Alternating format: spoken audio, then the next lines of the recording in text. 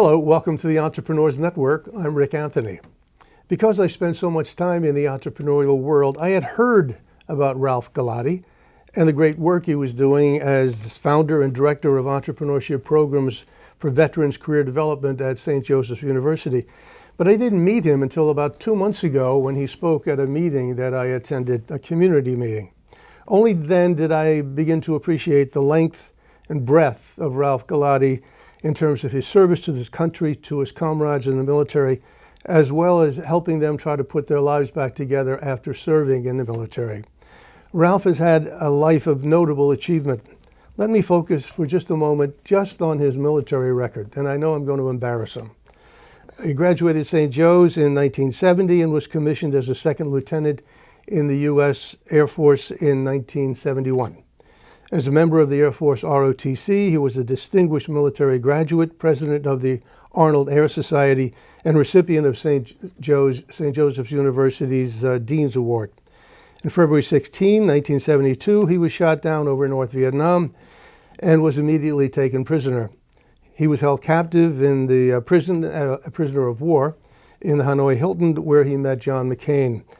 He is the recipient of the Silver Star, the Bronze Star, the Air Medal, the Air Force Commendation Medal, and the Purple Heart. There's a great deal more to Ralph Galati, and I'd like you to meet him. Ralph. Good morning. Welcome to the Entrepreneurs Network. Thank you. I know you don't consider yourself an entrepreneur, but we'll get to that. You are in many ways an entrepreneur. You've taken, Lord knows, plenty of risks. But tell me about the program at St. Joe's. How did it start? You were the founder. But where did the idea come from? Who identified the need, and how did you get it started? It actually was instigated in 2012 when a former St. Joe's alum and small business owner himself called the dean and asked to speak about an opportunity for entrepreneurship for veterans. They had seen a program on 60 Minutes about a really significant school, Syracuse University, their program called the Entrepreneurship Boot Camp for Veterans with Disabilities. And he said, I really like that program. My family and I would give you some money if you could become a member of their consortium. So that started in 2012. We met with Syracuse. They were looking to add to their current base, which was at the time 8 other schools across the country, like UCLA, Texas A&M, Purdue. Who were modeling their programs who were delivering their program, Oh. delivering the Syracuse program at different times of the year on their campuses. So it made it more available. So long story short, 2014, we got invited to join the consortium. We founded the Office of Veteran Services. Our sponsor was the dean of the business school, my classmate, Joe D'Angelo. We got a little bit of money from the donor, and we were off and running. The problem was it took a while to get started with the Syracuse program. So in the meantime, we created our own version. So we actually, today, the office still delivers 2 discrete and distinctive programs. The Syracuse program once a year. Matter of fact, there'll be one coming up in April of 2018, which will be our 3rd of the EBV program, which is focusing mostly on post 9/11 disabled vets. And then our version called the Veterans Entrepreneurial Jumpstart, which we run in the fall, which we've had 3 of those already. And that allows people from any era, no disability requirements. So just kind of a larger audience to draw from. Except for those 2 different classifications, is there a difference in the program? No, the programs are virtually identical by design, right? Are they certificate programs? They don't get any academic qualifications, but they get a certificate from St. Joe's and through Syracuse University. So it shows, because it's a substantial effort on their part. The programs are about a year long. So there's 3 phases. There's a self-study, there's an on-campus. On-campus is 9 days. And then there's almost a year of follow-up for execution and mentoring. So if they're serious, they have to put a lot of work into it. So we at least give them that credential to show that they've achieved it. I'm sure you don't take just anybody who applies. What are the criteria other than being a vet? Right. And there's 2 classifications you mentioned. Right. But are there other selection criteria? Well, we ask for applications, so we have to screen them up front. Generally speaking, an honorable discharge we ask for.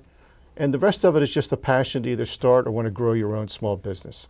So we try not to get too many tire kickers, although every once in a while we will be really moved by somebody in the interview process.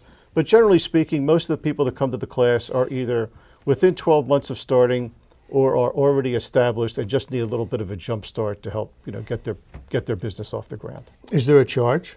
No. So the program, whether it's through Syracuse or us, is 100% funded. So we pay for not just the class, but all the content. We pay for travel, lodging, food. So it's a large commitment on the part of St. Joe's to pay for this because it's substantial, which is why we really screen heavily to ensure that they're serious about making the effort. Travel and lodging? So Everything. you're taking From across the country. Oh, really? I assumed it was just regional. That's where we started, but we were surprised with a little bit of outreach and promotion that we did. So over the years, we've had about 105 graduates over the last 3 years. And we've drawn from Hawaii, Puerto Rico, Wow. and about 35 states. So it's pretty substantial. But if I remember the math a few moments ago, there are about 8 or 9 of these programs now that are university-based around the country? So there's 10 schools that are now delivering the Syracuse program, of which St. Joe's is one. So we deliver EBV. And then St. Joe's has its own unique program, the VEJ program. There's another program out of Oklahoma State University. But aside from that, there aren't that many programs that are offering entrepreneurship specifically for veterans. Like the Syracuse program, is the St. Joe's program available to other schools?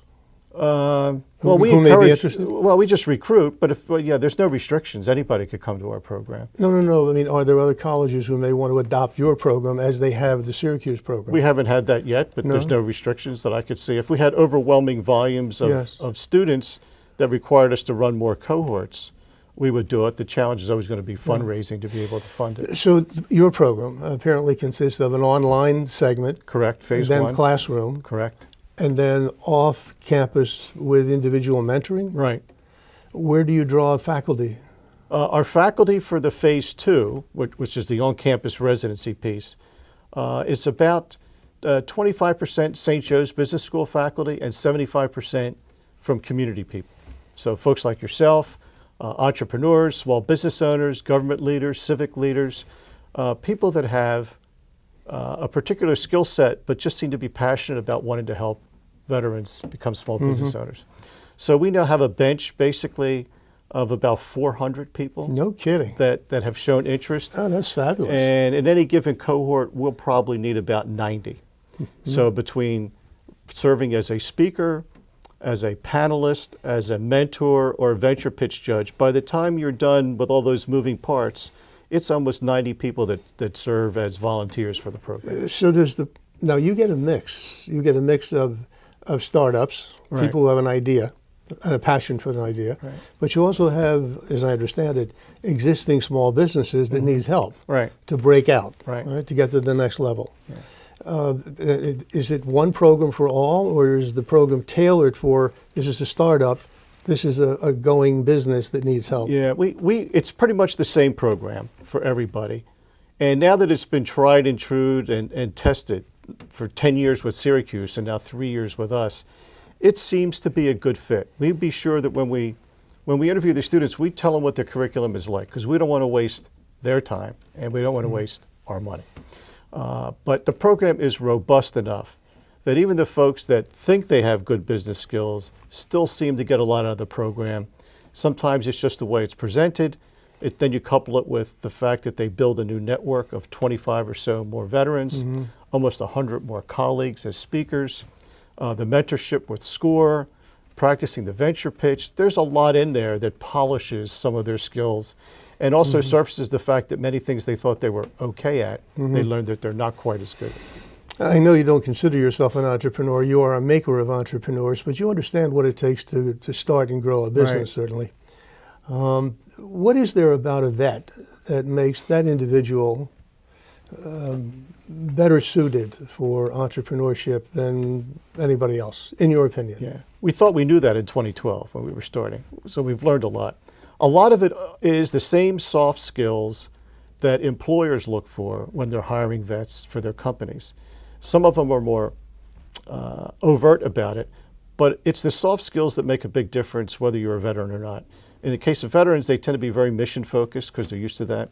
They tend to be good risk takers, tend to be adaptive. They can adjust to changing circumstances, risk takers a little bit, and very much focused. So some of those soft skills they bring with them, and in many cases we have to convince them that they really have Yes. them because they take it for granted. The other one is the age. We were really shocked. We've had people as young as 24 and as old as 82 come through our program. The 82-year-old was a PhD from the Korean War, and he had a hearing aid that he invented for tinnitus, because that's what he has. He just was having problems getting it promoted, getting to the right people. So we teach them everything from, it's one thing to have a product, it's another one to sell the product. It's one thing to sell the product, another one to get paid for your Yes. product. So we try to cover the entire life cycle as well as everything in between. But we've been remarkably surprised, pleasantly surprised at the skill and the passion that the veterans come in with. And then they share their experiences with the rest of the class, and that makes it valuable as well. But I think it's those soft skills. You know, it's interesting listening to you tick off the traits, characteristics, attributes, habits that a veteran has by virtue of their training. When I was with a large consulting firm, I was partly responsible for staffing. And I would always go to the sources that were available at that time to select individuals who were coming out of the military, but not necessarily for the same reasons. What we were looking for was someone who understood mission, certainly, really disciplined, a self-starter, required very little supervision. Having been told what the objective was, they somehow instinctively knew what had to be done. But they were also, I'm going to search for the word, compliant. They seldom went out of their lane. You said they're risk takers. Back then, what we were looking for people who didn't necessarily go out of their lane. They had a job to do, and that was their job. And they did it without questioning. Is that a strength or a weakness? It could be in some jobs. Do you agree with me? In some jobs, I think having that is good.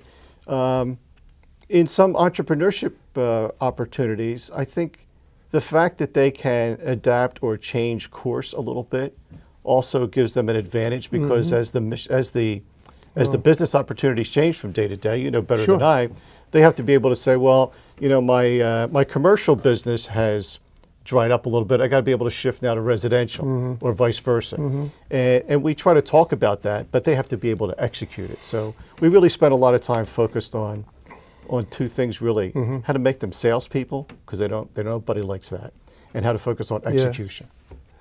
I taught a course in entrepreneurship, innovation, and so on at Villanova University. And I would make the distinction between innovation and entrepreneurship. And I think you'd agree.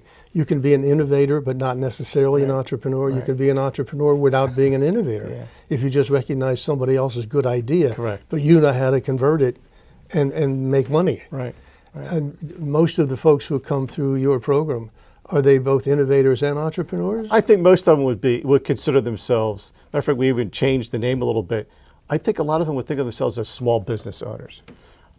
We like the moniker entrepreneurship, but I think in many cases it scares people away, because they're thinking of Zuckerberg and Gates, and it has to be high tech. Totally agree. So we changed it a little bit. We didn't change the program, but we didn't want to send people away thinking that entrepreneurship meant something other than small business. So we really want to focus on making them really successful small business owners. And we have found that the younger folks, the folks in their 20s and 30s, have one set of dynamic, but we've also found that military people coming out, either because of retirement or whatever, in their 40s or 50s, or wanting to start a new career in their 50s and 60s, are just as amenable to the same skill sets. They might just have a different focus in terms of, I want to make this a legacy for my family as opposed to something for me to start up. If you had a dropout rate, was it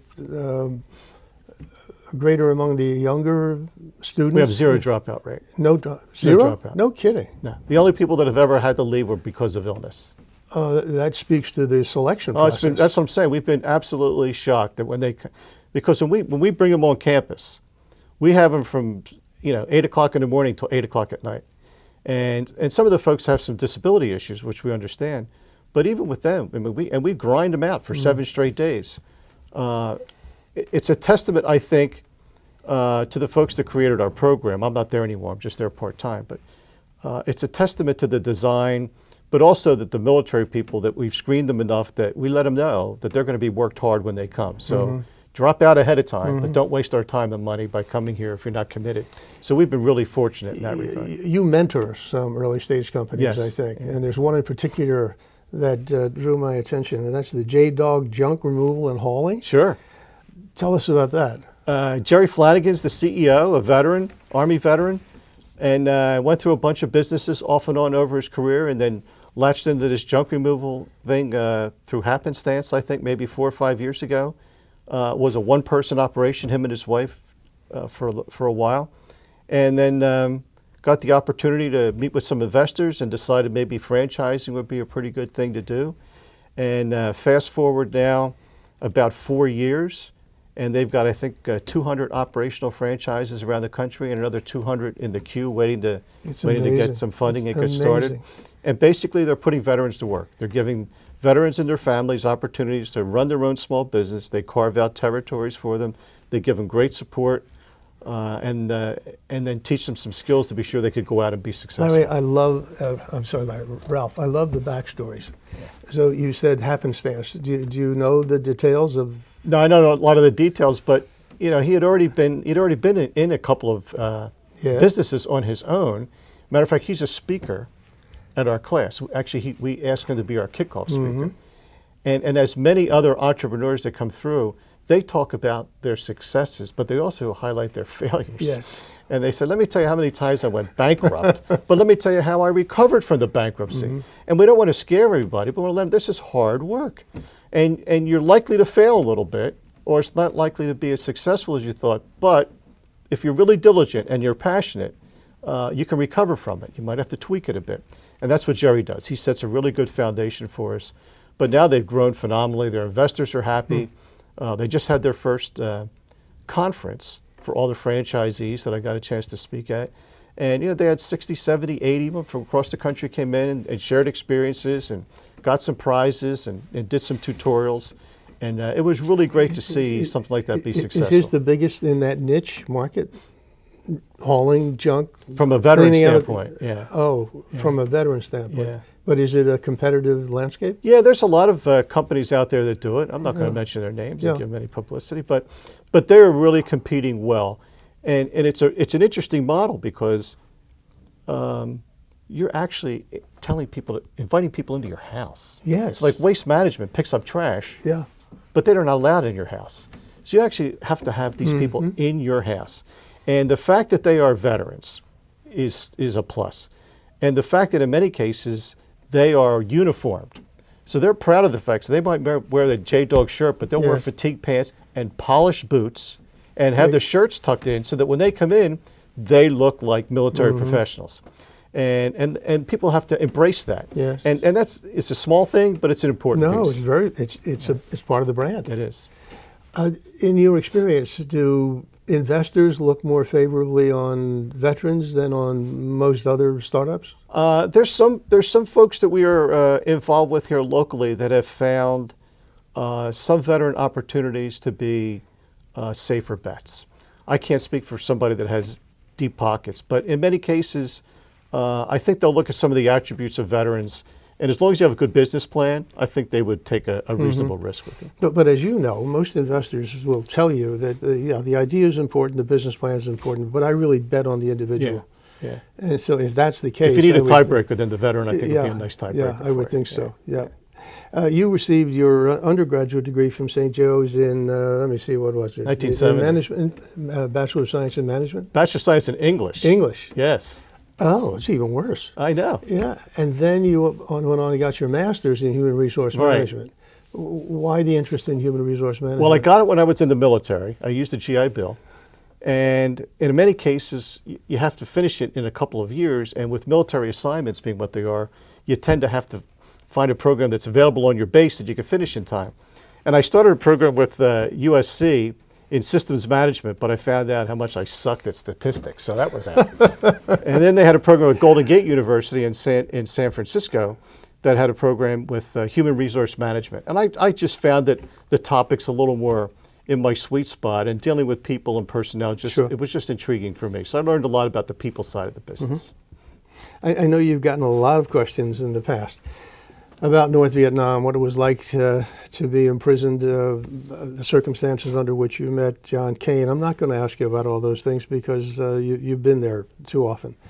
Rather, I'd like to know what lessons you learned from that experience, life lessons you learned, that you've carried forward into the rest of your life, particularly with regard to your children and your grandchildren, and conveying those messages, those values.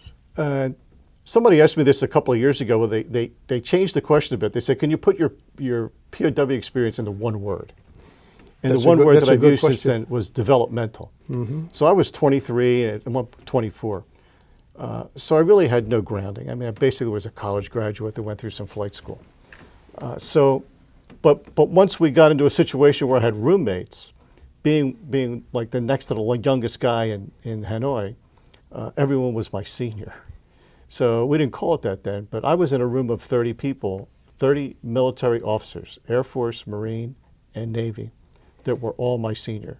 They all became my mentor.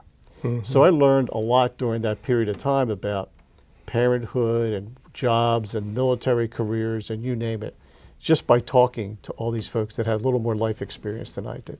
So that was the positive that I bring out. From the family side, my family cuts me a lot of slack. For years and years and years, nobody would even ask me any questions. And one of them said finally, "I guess we have to go to one of your speeches to find out what the hell you did at North Vietnam." I said, "Well, that's fine, but you could always ask." So from a family standpoint, I'm just like everybody else. I'm just, the grandfather or the father or the uncle or something like that. And that's really fine. So, other than although it's very important, other than the education internship program that you have been so much a part of, what other activities are you involved in that are helpful to former military, particularly in making the transition back to civilian life? Certainly the drug problems, health problems. The one message I try to deliver a lot is we could help the veterans if we could find the veterans. So my plea to your audience here today is, if you're a veteran or you are the parent of a veteran or the aunt or uncle or spouse or a neighbor or somebody in your church group, especially the young ones, the post 9/11 veterans, encourage them to find help or get help. There's veterans groups that could do it. There's county organizations that can do it. There are VA hospitals that could help. But shame on us if we don't get veterans into the VA healthcare system if they need it, or get them VA disability benefits or the GI Bill. And if they can't find anybody else to talk to, call Ralph Galati, and I will help them, put them in the right direction. That's the single biggest thing we could do, is make sure that they don't just say, "Oh, I don't qualify. Oh, I don't think I deserve it." If you're eligible, you should get it. That's the single biggest message that I have. We had a home up in the mountains, up in the Poconos, and I still remember, I can close my eyes and picture this. The number of vets who were wandering on the side roads, the number of vets who were living in the woods, in the forest, the number of vets who were living under bridges. It was just heartbreaking to see these wrecks, and apparently no help. Yeah, well, homelessness has been an issue. I know some geographies are claiming that they've got the veteran homelessness issue resolved. I don't think that's true. But we all touch a veteran, even though veterans might only be 6% of our population, and in active duty military are less than 1% of our population. When that accumulates, we tend not to be more than a couple degrees away from knowing a veteran. So we could do a lot, even if it's, we're not talking about writing a check. A lot of it just could be a phone call. Just encourage somebody to get some help.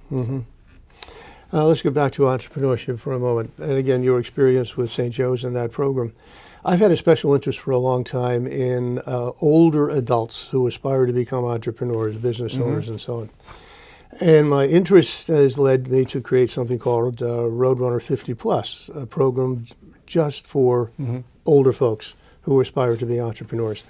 And the emphasis in my program, and I think you kind of mentioned it earlier, is on readiness, helping them determine whether or not they've got the stomach for what is, not the brains, not the passion, but the stomach for what it's going to take, the humiliation of asking for help, of asking for money, et cetera.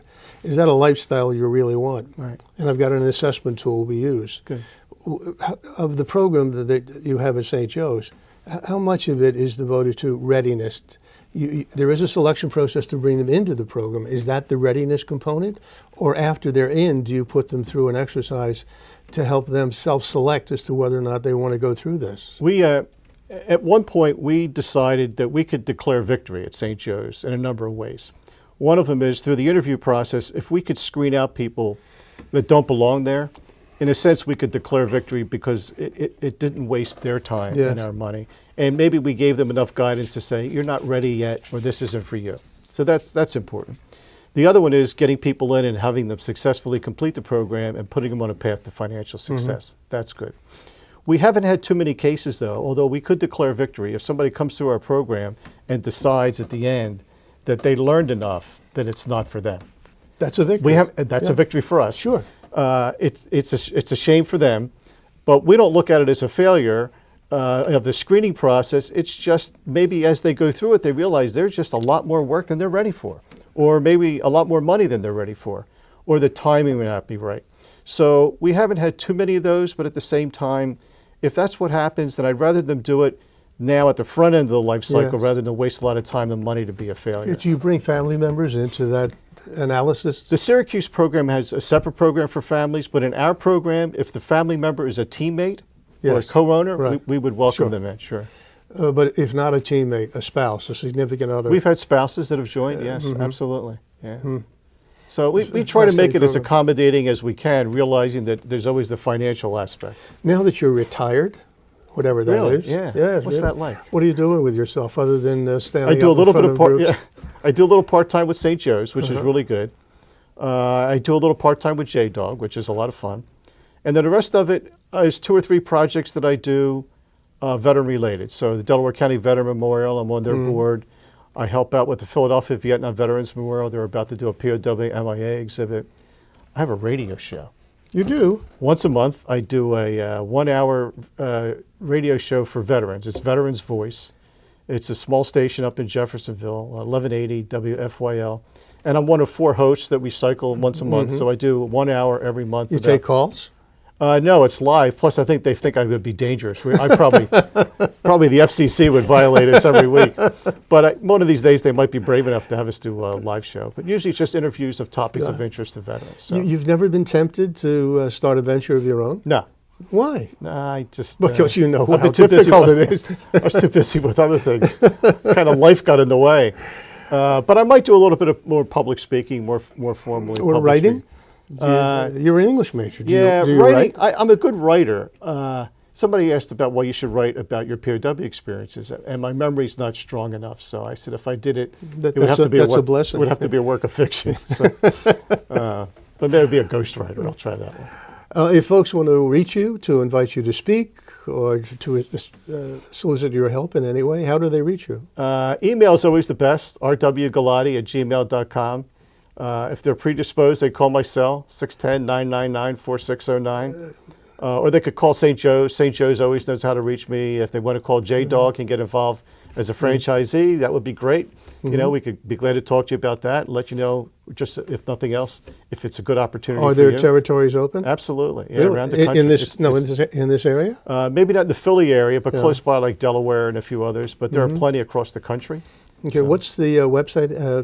What is your email address again? rwgalati@gmail.com. Galati. Right, at gmail.com. Do you have a website as well? No. You don't? I'm not that important. Trust me. You're very modest. Ralph, thank you for your service. It was my pleasure. Thanks for the opportunity to speak today. It's been a delight to meet you, and I look forward to your next outing. Yeah, great. When you stand in front of a group and tell your stories. Not so much the Hanoi stories, but it's the life stories that came out of it. That's the real value, I think. My guest today on the Entrepreneurs Network has been Ralph Galati.